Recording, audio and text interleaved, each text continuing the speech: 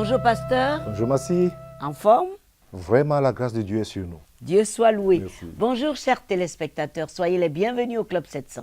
Nous gardons toujours le même plaisir avec vous, de savoir que vous êtes là, nombreux à votre émission préférée du Club 700, le pasteur Raymond Kofi.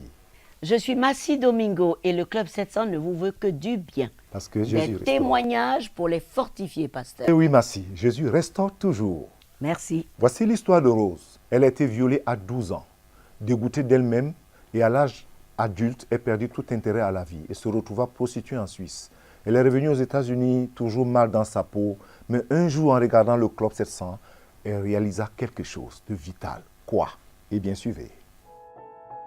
Rose Hackenberg est née dans une petite ville allemande. Elle aimait l'école et a grandi dans l'amour de Dieu. Ma mère était une catholique très pratiquante. Elle nous faisait aller tous les jours à la messe. Et c'est ce qui m'a aidée, à l'époque, à en apprendre un peu plus sur Dieu. À l'école, j'avais toujours de bonnes notes. J'avais toujours des A et ma mère en était très fière. Pourtant, son enfance heureuse se termina lorsqu'elle fut violée par un ami de la famille. Rose n'avait que 12 ans. Je ressentais énormément de culpabilité, de honte et d'humiliation. Je me trouvais très sale, très sale, à un tel point que je perdis tout intérêt pour les études.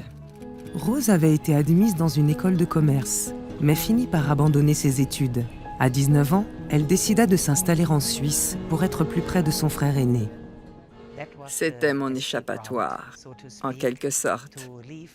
Je voulais laisser derrière moi tous mes souvenirs et tout recommencer dans une nouvelle ville, un nouvel environnement. Rose travailla comme serveuse dans un bar huppé. Elle s'habitua vite à l'alcool et à la vie facile. Je faisais partie des préférés, je gagnais beaucoup d'argent, rien qu'en vendant leur champagne, qui était vraiment très cher. En plus de la boisson, Rose se jeta tête baissée dans une relation avec un homme du nom de Robert, qui semblait être l'homme de ses rêves. J'étais vraiment amoureuse de lui. Il avait une très bonne présentation, il avait beaucoup de charisme. Plus tard, nous avons parlé de notre futur. Rose finit par lui parler de son rêve d'ouvrir une boutique de vêtements de luxe de styliste parisien. Il m'a dit qu'il connaissait un moyen de faire mieux et de gagner plus d'argent en moins de temps qu'avec une affaire classique. Robert suggéra à Rose de se prostituer. Robert me disait « Pense aux affaires et au futur. Tu ne le fais que quelques années, puis nous arrêtons et notre futur est assuré. » J'ai d'abord été très choquée et ça a été un vrai coup pour moi. Mais je me suis mise à boire encore plus pour me désensibiliser. Je ne voulais pas le perdre, alors je l'ai fait. Ça a été une étape difficile, très difficile pour moi. Mais finalement, je l'ai fait. Les 9 années qui suivirent, Rose vendit son corps comme prostituée et Robert devint son souteneur. Il contrôlait l'argent et Rose. À l'époque, c'était une affaire très lucrative, mais il gardait la plus grande partie de l'argent. Parfois, j'avais l'impression de mourir. Je me sentais vide, alors je buvais d'autant plus. Je fumais beaucoup aussi. Et bien sûr, j'avais mes antidépresseurs et j'avais tout le temps peur. Après une dizaine d'années de soumission à Robert, Rose apprit par une collègue prostituée qu'il avait une autre petite amie, ainsi qu'une femme et 2 enfants dans une autre ville. Elle ne le supporta pas. J'étais tellement blessée que je ne pouvais plus rien manger. Je suis devenue anorexique pendant longtemps. Et je buvais toujours plus, je prenais même de la drogue. Je voulais oublier ce que j'avais entendu. Il venait régulièrement prendre l'argent, mais je ne lui donnais pas tout. Il se demandait pourquoi il y en avait moins et je lui répondais que les affaires n'étaient plus aussi bonnes. Je cachais chaque fois une partie de l'argent pour l'économiser. Rose finit par économiser suffisamment pour pouvoir quitter Robert et s'installer à Francfort. Je suis entrée dans mon appartement, je suis allée dans la salle de bain et je me suis regardée dans le miroir. J'y ai vu ce que j'ai vu. Alors, du plus profond de mon âme, j'ai dit, « Dieu, s'il y a un Dieu au ciel, aide-moi à sortir de cette vie. Aide-moi à en sortir. » Quelques mois plus tard, Rose reçut une proposition d'emploi qui lui permit d'aller aux États-Unis. Un jour, quelque chose se passa alors qu'elle faisait des achats à Los Angeles. Je me suis arrêtée dans un magasin et j'ai entendu une musique que j'ai trouvée merveilleuse. J'ai appelé la dame qui travaillait là et je lui ai demandé « Est-ce de la musique chrétienne ?» « Oui », a-t-elle répondu. La commerçante lui parla de Dieu et lui proposa de regarder le Club 700.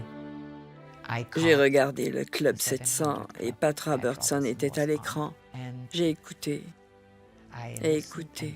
Et il a dit, « Voulez-vous accepter Jésus, faire la paix dans votre cœur? Voulez-vous accueillir cet homme qui est mort sur la croix pour vous, qui a donné sa vie pour vous? Voulez-vous l'accepter dans votre cœur et prier avec moi? » J'ai prié avec lui la prière du salut. Je me suis repentie de mes péchés et ça a été comme si un poids m'était ôté entièrement de mon corps, de ma pensée, et je me suis sentie légère. C'était comme si quelque chose m'avait illuminée. Rose se mit à appeler régulièrement la ligne de prière de CBN pour de l'aide concernant ses addictions. Pendant plusieurs années, ils m'ont envoyé du matériel, des cassettes à l'époque, et j'ai appris beaucoup. Je prenais pour moi ce que Pat Robertson enseignait, les secrets du royaume. Ses paroles effacèrent le désir d'alcool, tandis que le désir de connaître Jésus grandissait en moi. Aujourd'hui, Rose est complètement délivrée des addictions et des désordres alimentaires. Elle est pasteur et enseigne la parole aux femmes à plein temps. Elle a écrit son autobiographie pour annoncer Jésus-Christ à ses prochains. J'étais perdue, mais j'ai été trouvée. J'étais morte. Maintenant, je suis vivante en lui. Jésus-Christ est tout pour moi. C'est lui qui donne la vie. Mon Dieu, savez-vous que ce même Jésus-Christ qui, dans la Bible, du temps de la Bible, a pardonné à Marie-Madeleine, c'est le même qui a touché le cœur de Rose. Il peut tout, restaurer, guérir parfaitement votre cœur meurtri, blessé. Il est celui-là même qui ne juge pas. Marie-Madeleine était appelée la pécheresse. Certains disaient qu'elle était prostituée. Mais Rose avait besoin de ce même Jésus pour être pardonnée, purifiée, restaurée, guérie. Il est celui-là même qui est venu pour guérir les cœurs brisés, les vies brisées. Il les recollecte, il remet les morceaux en ordre et il vous sanctifie. Je ne sais pas ce que vous traversez en ce moment. Si votre situation est comme celle de Rose, je ne sais pas, mais je sais une chose, que ce Seigneur est si bon et si merveilleux pour vous pardonner parfaitement. Vous n'avez qu'à vous ouvrir, vous n'avez qu'à décider de vous abandonner entre ses mains pour qu'il vous renettoie, pour qu'il vous lave, pour qu'il vous purifie et pour qu'il vous bénisse et vous représente au monde afin qu'on sache que vous avez rencontré le Seigneur de la vie. Mes amis, n'hésitez pas, n'attendez pas, donnez tout de suite votre vie à Jésus. Vous avez besoin de la vie, la vraie, en abondance, et que Dieu vous bénisse. Merci Massi. Oui. Comme la Bible dit, celui qui a le Fils a la vie. Celui qui n'a pas le Fils de Dieu n'a pas la vie. Non. Peut-être ton problème n'est pas celui de Rose, il ne ressemble même pas au problème de Rose, mais Jésus est là pour toi. Jésus te parle, Jésus veut te sauver. Reçois-le dans ton cœur, mais ne nous quittez pas. À tout de suite.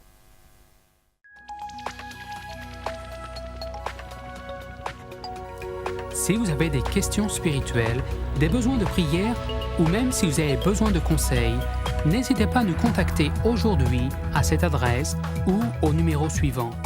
Nos conseillers sont là pour vous aider. N'oubliez pas, nous sommes là pour vous.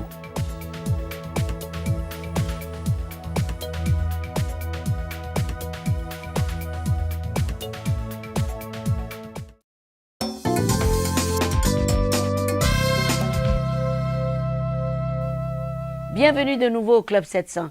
Voici l'histoire de Kim qui était accro à la cocaïne.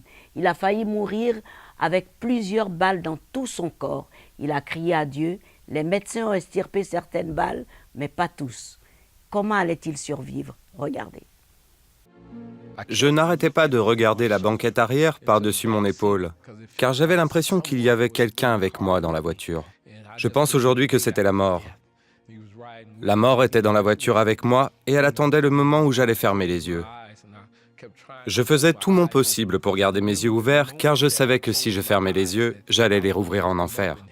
En décembre 1993, Kim Ivory reçut une balle en pleine poitrine alors qu'il fuyait un deal qui avait mal tourné. Je n'ai jamais eu aussi peur de ma vie. Je me droguais à la cocaïne depuis 1982 et ma vie était en pleine spirale descendante. J'ai commencé à trouver normal de faire des choses que ma conscience m'aurait reprochées avant. Vendre de la drogue et voler faisait à présent partie du quotidien de Kim. À 30 ans, il fut condamné à la prison pour attaque à main armée. Durant sa détention, il voulut remettre sa vie en ordre. Je ne voulais plus de drogue dans ma vie. Dans ma pensée, dans mon cœur, je n'en voulais plus. Libéré 1 an et demi plus tard, il rentra chez lui avec l'espoir de rester clean. Cependant, malgré tous ses efforts, ses anciennes habitudes ressurgirent. J'étais pris en otage. J'étais lié par cette addiction. Je ne parvenais pas à m'en sortir. J'ai tout essayé.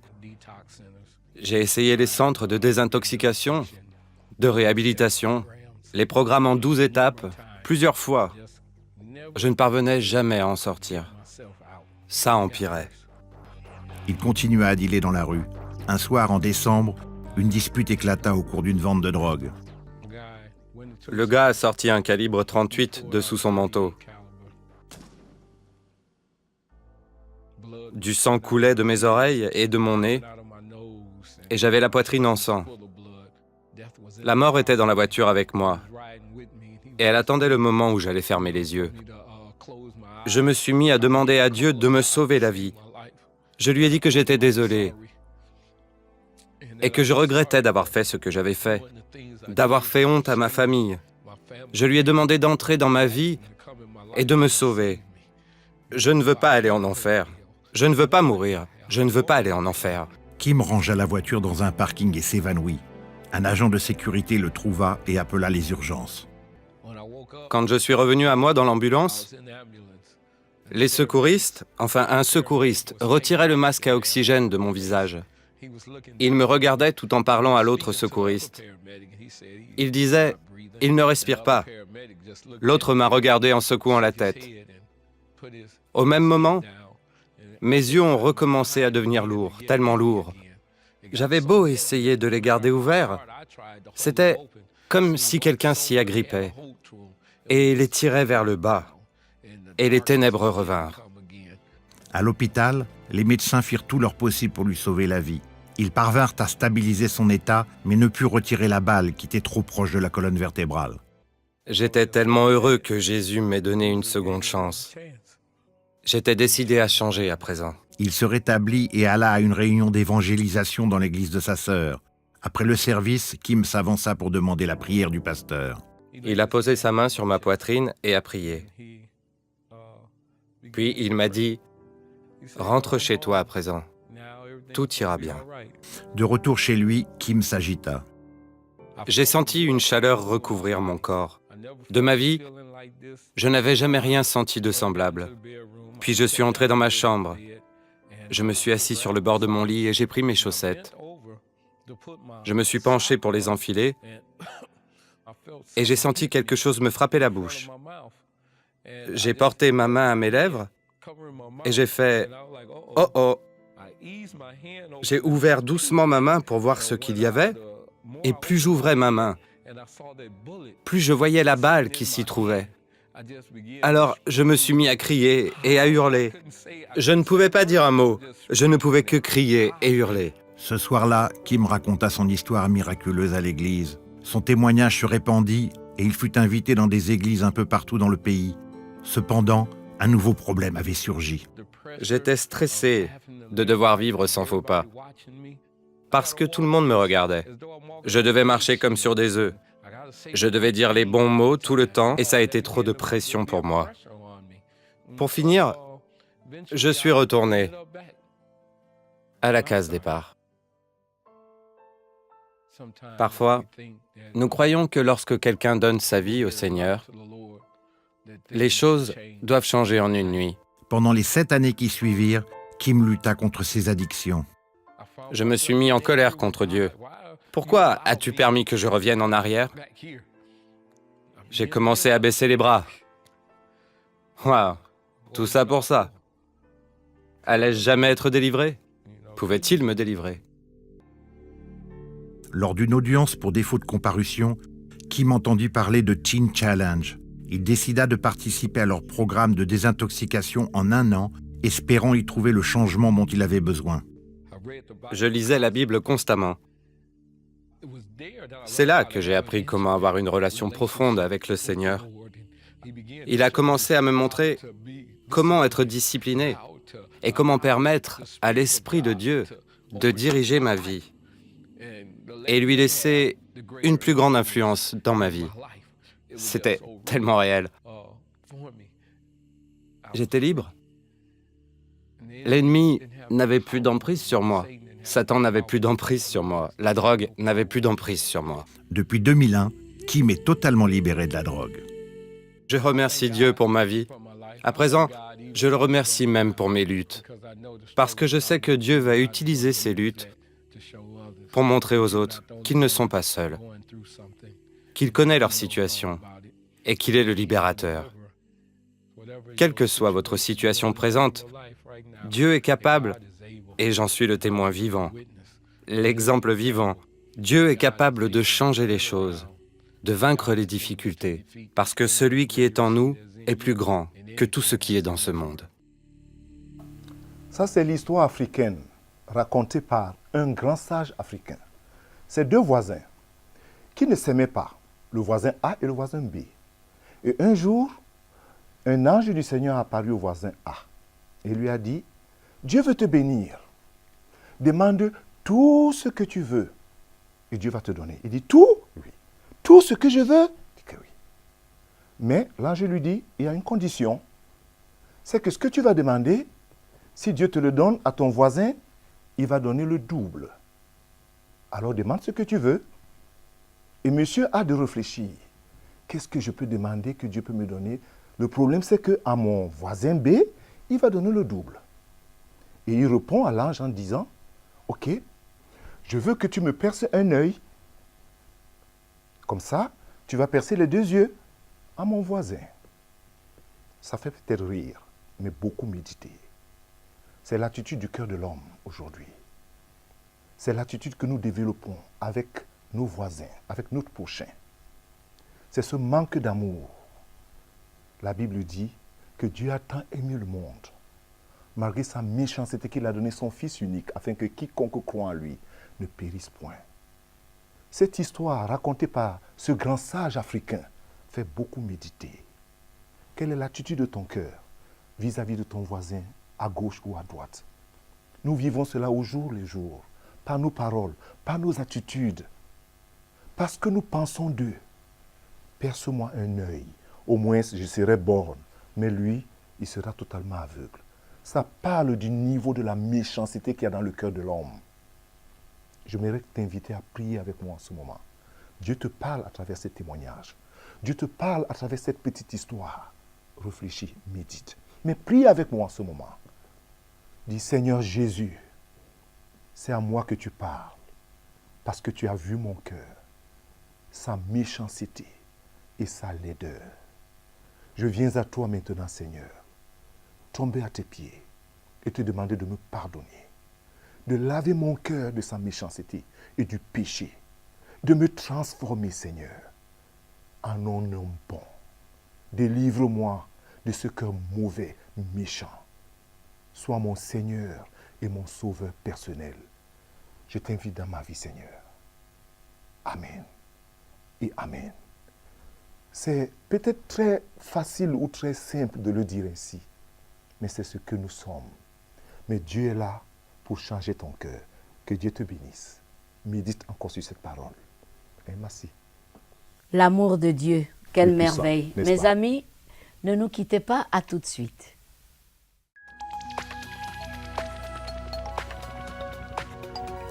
Si vous avez des questions spirituelles, des besoins de prière ou même si vous avez besoin de conseils, n'hésitez pas à nous contacter aujourd'hui à cette adresse ou au numéro suivant. Nos conseillers sont là pour vous aider. N'oubliez pas, nous sommes là pour vous.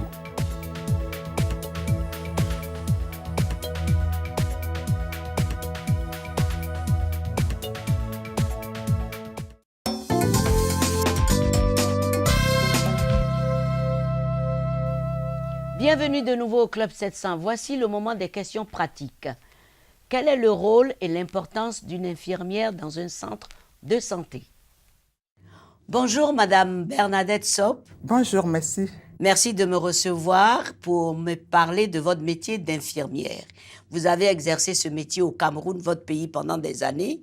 Vous vivez maintenant aux États-Unis où vous exercez le même métier. Alors dites à tous nos téléspectateurs quel est le rôle de l'infirmière dans une PMI ou dans un centre de santé? Le rôle d'une infirmière dans un centre de santé consiste surtout à recevoir le malade. Lorsqu'on parle de recevoir, on parle de l'accueil. Et c'est par cet accueil que le malade peut se sentir, avoir la confiance pour ce que vous allez donner comme soin. Et puis, vos soins seront bien admis à vos malades. Alors, c'est un appel. C'est très important de voir l'infirmière avant de voir le médecin. Tout à fait.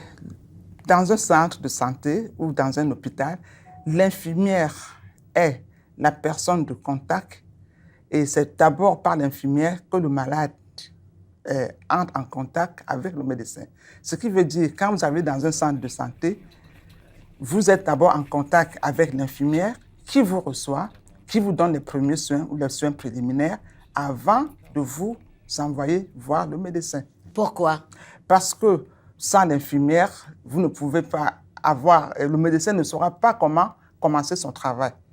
Parce que l'infirmière est celle qui doit faire les premiers soins, c'est-à-dire tension, température, poids, qui sont des éléments que le médecin doit utiliser pour traiter son malade. Donc, c'est très important le rôle d'une infirmière. Très important. Donc, qu'est-ce que vous dites à tous ceux qui viendront dans les centres de santé désormais de ne pas mépriser l'infirmière, mais d'aller ouvertement devant cette infirmière? Tout à fait, puisque l'infirmière a aussi le devoir de vous interroger. Le médecin a pour premier rôle de vous donner des soins ou des traitements par rapport au rapport que vous aurez donné à l'infirmière. Si vous donnez des informations erronées, votre traitement sera aussi erroné. Et c'est l'infirmière qui est habilitée à prendre vos informations, votre nom, puisque l'infirmière commence toujours par se présenter elle. Elle vous demande de vous présenter pourquoi vous êtes là, qu'est-ce qui vous amène, de quoi souffrez-vous. Et c'est à travers ces éléments qu'elle va recevoir de vous qu'elle passera à l'étape 2, qui est celui de prendre la tension, la température, le poids, afin de vous conduire chez le médecin qui, au vu de tous ces éléments, vous donnera les soins dont vous avez besoin. Merci beaucoup, Bernadette. Je reviendrai la semaine prochaine pour avoir des renseignements maintenant sur les gestes à fournir. Ça, c'est très, très, très important à connaître, n'est-ce pas, pasteur? Oui, tout à fait. Le rôle d'une infirmière ou d'un infirmier dans un centre de santé, Oui. Que les gens jugent par moments, et à tort, hein, Oui. comme c'est pas nécessaire. Pourtant, c'est nécessaire. Sans l'infirmière ou l'infirmier, le médecin ne peut pas faire un bon travail parce que c'est elle qui commence les premiers. Oui. C'est cette personne qui commence les premières informations dont le médecin a besoin pour faire son diagnostic et tout le reste. Mais généralement, par moment, beaucoup plus. On les méprise un peu et on a tort. Et ce qui est important aussi, c'est que l'accueil de l'infirmière ou de l'infirmier joue un rôle important. Ça rassure le malade d'ailleurs. Exactement. Son sourire, voilà. la façon d'être là, ça rassure beaucoup plus le malade. Voilà. Moi-même, lorsque je vois même une infirmière en blouse, je me sens déjà bien. Et qui est souriante surtout. Et qui est souriante surtout. Oui, qui est souriante. C'est bon. C'est important. Voilà. Alors, pasteur, prêt? Oui, toujours. Mes amis, nous allons aux questions-réponses. Raoul de Brazzaville, j'ai accepté Jésus à un âge assez avancé. Comment puis-je le servir, me rendre utile pour l'Évangile? Je ne suis pas très lettré, mais je m'exprime un peu en français. Donnez-moi des idées ou des conseils. Ah, ça c'est très simple, c'est très bien. Oui. Bon, ce que je peux dire, que ce soit à Raoul, à quelqu'un d'autre qui se sent un peu limité ou handicapé parce qu'il n'est pas bien français. Aujourd'hui, il y a quand même beaucoup de choses qui sont faites pour la traduction des Bibles en des langues. Hein. Oui, bien sûr. Peut-être que la Bible est aussi en sa langue, il peut la lire. Oui. Mais vouloir servir Dieu commence d'abord par aimer d'abord sa parole. Hein, parce que Oui. les gens veulent toujours, qu'est-ce que je peux faire? Il faut rendre témoignage au village, là où il est, Oui. auprès de ses voisins, ce que Jésus a fait dans sa vie. Oui. Ça c'est d'abord ça. Nous connaissons l'histoire de cette femme samaritaine qui est venue puiser de l'eau. Venez voir un homme qui m'a dit tout ce que j'ai fait. Oh. C'était là toute son histoire. Elle était déjà en train de servir le Seigneur. Oui. Il ne faut pas s'attendre à se mettre sur un pupitre ou être comme le pasteur Kofi à la télévision, je sers Dieu. Non. Là au village, on sert Dieu. Oui, dans la rue, au marché, Qu'est-ce que dans Jésus a son fait? quartier, Tout à fait. partout, on peut témoigner. Témoigner. Ça fait partie du service. D'abord, c'est le premier service. Tout à fait. Aller, Et dites ce que Jésus a fait pour vous. oui. Ça, c'est très important. Donc, Et la prière aussi. Prier pour la famille, prier pour les problèmes du village, ainsi de suite. Voilà. intercéder. D'autres questions? Intercéder. Alors, l'autre question, pasteur, comment je peux savoir que ma prière a été exaucée? Alors là, Dieu n'a pas donné une date. Hein. La Bible ne nous dit pas que Dieu a dit que si tu pries aujourd'hui, demain à 20h, ceci, il peut le faire. Je ne dis Oui. pas qu'il ne peut pas le faire. Mais il faut continuer à prier jusqu'à l'exaucement. C'est tout ce que je peux dire. C'est ce que le Seigneur lui-même a dit. Il faut persévérer. Il faut être patient aussi envers Dieu. Comment savoir? Bon, il exauce toujours. Par moments, par le silence. Mais il répond toujours. Par le silence? Oui, le silence est une réponse. Bon. Merci, pasteur, mes Merci, amis. merci. Oh, ça passe très vite, mais l'émission est terminée. Oh, déjà? On se retrouve la semaine prochaine. Mes amis, semaine prochaine, même chaîne. Répondez-nous, écrivez-nous, visitez le club 700.tv, allez sur notre site, passez du temps avec le pasteur. Et puis, que Dieu vous bénisse. À la semaine prochaine. Au revoir, pasteur. Merci, merci. Tout le plaisir. Que le Seigneur vous bénisse abondamment. Au revoir.